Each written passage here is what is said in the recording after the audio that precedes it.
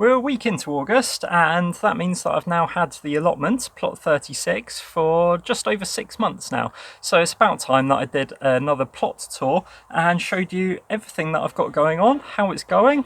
Yeah, a bit of a review, so stay tuned for that.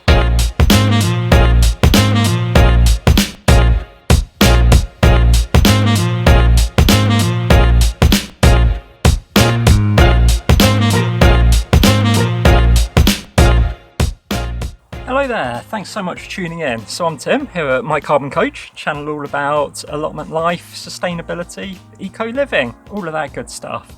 So first of all, just want to apologise for the lack of video last week. Technical difficulties stopped play unfortunately, but that means that we've got 2 weeks to catch up on today. So we're going to have an action-packed look around the plot in a plot or allotment tour, however you want to call it, for August. If you follow me on Instagram, the link is at My Carbon Coach, then you will have seen some of these updates. I do share quite a bit over there. Before we get started, let's just get a few admin bits out of the way. If you could like the video, that would help massively with it being shown to many people across YouTube. Please feel free to drop a comment down below. I absolutely love hearing your thoughts on how I'm doing, what you're up to. Blooming train.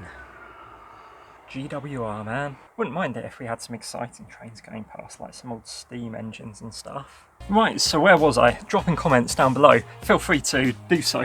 What really helps is sharing the video, so if you know someone that might like to see a guy bumbling around on allotments learning what he's doing, then please feel free to send them the link. Like, you can WhatsApp it to them. There's like a share button directly below. All of that good stuff. Anyway, first up though, before we get into the actual plot tour, we're going to head over to the radishes that are just over there. We're going to pull those out of the ground, so that is really exciting, harvesting the rainbow radishes. Oh, I forgot to mention as well, I brought down Derek. He's in his little bag back there at the moment, but Derek the drone is back, so we're going to get some aerial footage and stuff going on, so yeah, we can get a proper full-on plot tour. So stay tuned for that, I guess.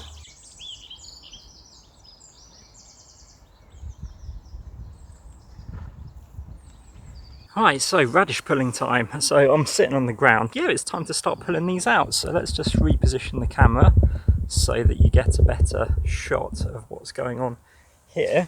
And I guess that you just pull them out. So yeah, let's just give it a go of digging around and lifting some of them out. That looks more like a turnip, to be honest.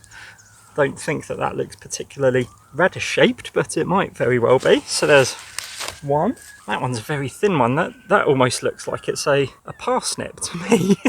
But yeah, not 100% sure what's going on with that. Answers on a postcard, please. That one looks turnip shaped. So yeah, that one looks good. Move that leaf out of the way. Nice. We've then got another very parsnippy looking one. So yeah, not 100% sure about that. Right, all the way over here, that one definitely looks like a radish. Awesome. Oh yeah, still got the remnants here. So a bird or a cat or something or other went for, and they seem to have gone for all of the red coloured radishes and pulled them all out. So before I re-sow a new lot of radishes, I am going to build some kind of like netting or twine cage to hopefully stop that from happening to the next batch. Right, so we've got this one here to come out. Okay, so we've got, yeah, it just basically looks like a massive root system. Not really sure what's happening. Oh well. And then it looks like we've just got a couple more over here. So another radish shaped one there.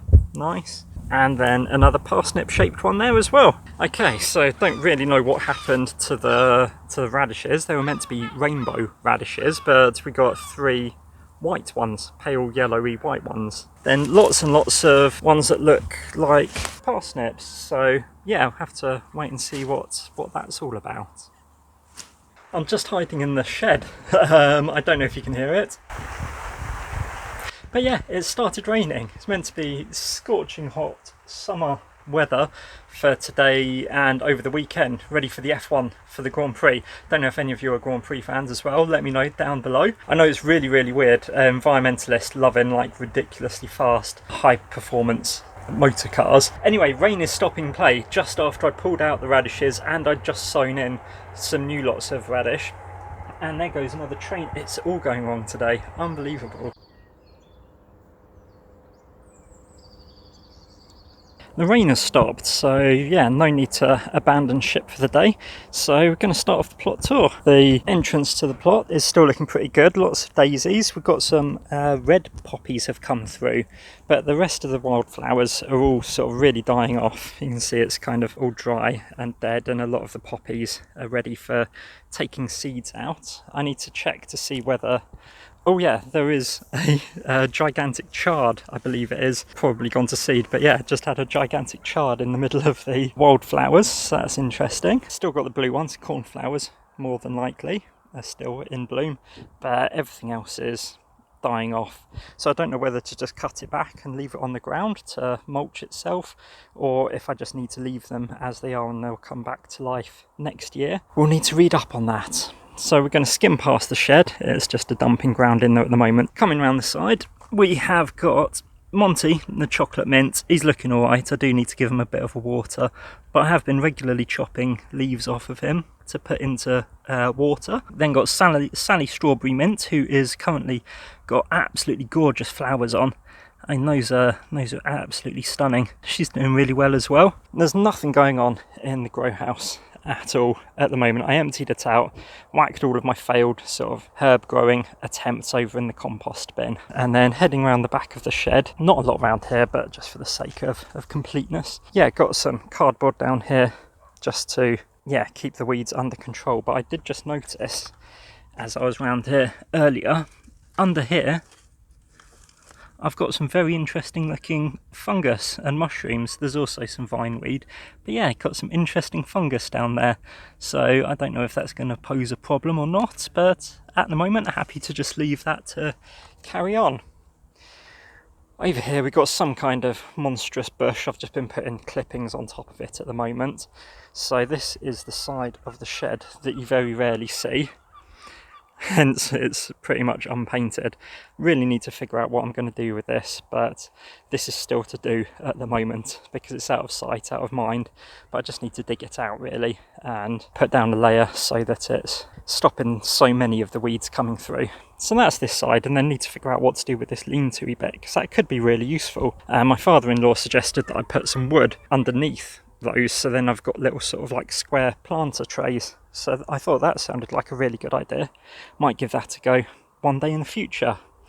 So we're going to cut through down off-road through the wildflower bed and come around to here. So starting off here then, we've got our lavenders. So this is the lavender that oh hello Mr. B, enjoying that for sure. So this is the lavender that my friend Romy bought for me. Romy's one of my patrons, so she helps to support the channel each month, and you can too if you wanted to check out the link down in the description. It's basically like a monthly subscription where you can either give $2 up to $10 to help the channel grow and all that kind of thing. So that lavender's doing really well, and then the hid coat lavender is not dead, so that's something. So this was the original herb bed that I planted, and everything's actually doing all right. Barbecue rosemary down here is absolutely stunning. That's really starting to grow now and come into its own. I've taken a few clippings from that. Over here, the hot and spicy oregano. I think potentially I was overwatering it. A lot of the lower sort of like the older bottom growth had kind of yellowed and dropped off, but there is a lot of new growth coming out the top, so I don't 100% know what to do with that. The guys at Urban Herbs suggested that I dig it up, mix some grit into my soil to try and give it a bit better drainage. I mean, it is slightly perking up, so if it takes a turn for the worse again, then I'll have a look at doing that. And then over here, that's the lemon curd thyme. Again, it went quite yellowy, but it seems to be bouncing back. I'm cutting back on the watering. What is doing surprisingly well, which has really shocked me, is the basil. So this was the basil that I just got from Morrison's. It was so ropey when I planted it. I don't know if you can remember that at all. It has just come back to life. It's absolutely amazing. Parts of it are flowering. It's just, yeah, a really solid basil. Coming along here, speaking of basils, this is the basil mint, and this is growing absolutely beautifully. Smells stunning, looks stunning. So that is the basil mint. And then this is my second batch of herbs, so just a regular thyme, regular rosemary, and a regular sage, and these are all looking absolutely beautiful as well. Had no problems with these at all, which is fantastic. Coming around here, so this was where I just dug up the radishes, if they were radishes, and I've just sown some more in here, and then that is where the wild rocket is growing, and that is what they are looking like at the moment. So there are patches of growth. Whether or not that will actually work or not, I don't know. So some of you will have seen me sowing some carrots a couple of weeks ago, and this is where they're at now. So I can probably get rid of the lines now, to be honest, but yeah, we've got some lovely little carrot tops poking through. I need to keep an eye on that as they start to get bigger and bigger, whether or not I need to fleece them to protect them from any flies. We might be okay at this height. We're at the top of a hill, so you never know. But yeah, those carrots are looking amazing. And then next door to them, butternut squashes. So I planted them in 4 sections. I've already thinned them out once, just down to, I put 3 seeds in each section. I've now thinned them down to just 2 plants in each section. Later on this week I'm probably going to decide which one of the 2 to then keep and stick with going forwards. The rest of the bed is empty. This is actually the new thing that I've been working on this week, is the beds to match the herb beds, because that wasn't like that when I planted this section here. And I've got a second one put in as well. So I've been fairly busy, and what I'll do is I'll just step back so that you can see how that looks as a wide shot. Hopefully my camera work isn't giving you too much of a headache. But yeah, so that is where we're at the moment with raised beds. So that's going to take an awful lot of topsoil and compost and dirt to fill those up. It's a staggering amount, so just going to do bit by bit. I'm currently trying to work on a plan ready for next week of what to fill the rest of this carrot and butternut squash one with down at the end. My friend Pam suggested certain types of garlic can go in now to over in winter. I have heard potentially strawberries can go in, but I don't know if that's just from the runners or whether I can actually sow some strawberry seeds or however that works. I'm not entirely sure. Back there, we'll head over there in a minute with the bench and the messy area, but we'll just head down this way along the roadway / path.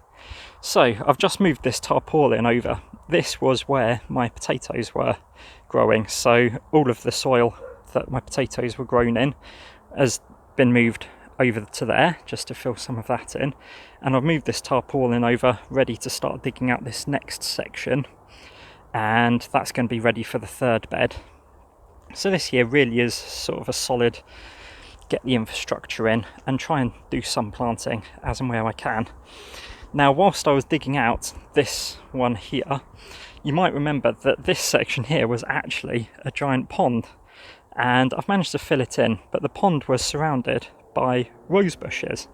There's still a rose bush over there, that big green thing that's got all the nasturtiums at the bottom of it. Nasturtiums, they look absolutely stunning, so I'm going to sidetrack. These nasturtiums, so pretty. They are unbelievable how nice they are, but they are everywhere. I keep getting little sort of hints of nasturtium just sprouting up through the soil all across the entire plot, and it's driving me crazy, to be honest. I don't mind it in this section at the moment, but when they start poking up through the rest of it, it's driving me a little bit mad. As you can see here, we've got nasturtiums all the way around here, and I'm pretty sure that they weren't planted there, so they've just spread. Anyway, as you can see, we've got a beautiful looking pink rose here, and that is absolutely stunning, but this rose bush is right in the way of where the next bed's going to be, so I'm going to have to dig this rose bush out. I have already dug one out to put in this raised bed. The bush was, I want to say, just there, so I had to dig a 3-foot deep hole to pull out. I don't know if you'll be able to make it out here, but yeah, this rose bush. So that's the plan at the moment, is to then get this 3rd bed in a row along here, and then I might get a 4th one in this year, or might save that for a bit later on. We'll have to wait and see how much studying takes off. So I start back on my 3rd and final year of university in October. And then finally, the part that I very rarely show, oh, just falling down a hole. The part I very rarely show is the overgrown section. So this is the back quarter of the plot, and I don't honestly know what I was going to do with it. However, one of the other folks on the site is getting rid of their polytunnel. So I need to do some measurements, but there's a chance that that might fit in quite nicely just down there. So then I'd have the shed, I'd have the little picnic grassy area, and then the polytunnel, and then the composting area backing onto my neighbour's shed there. So that might work out quite nice, but that's going to take an awful lot of clearing. And then if we come around here, so grass is in quite nicely. I have been trampling on it, which is why it looks a little bit scuffed and sort of down like it is. And these are my currant bushes, so these are staying. Over the past couple of days, just managed to weed in between them down at the bottom. There was a lot of vineweed growing up sort of through them and wrapping itself around the branches, which I hadn't realised, so I've trimmed all of that back, and yeah, they're looking good, ready for pruning at some stage. I think you possibly need to wait till winter to do that, but I'm not sure. So that is where we're at in terms of the plot. So I'm really happy with progress. Like I say, that is 6 months there or thereabouts of work done on the plot, and hopefully at this stage I'll be putting some photos of side-by-side comparisons of what it looked like when I got it in the middle of January to what it looks like now. It's when you look at sort of records of old photos like that you realise that actually it might not feel like I'm making progress, but progress is being made, so I'm really happy with it.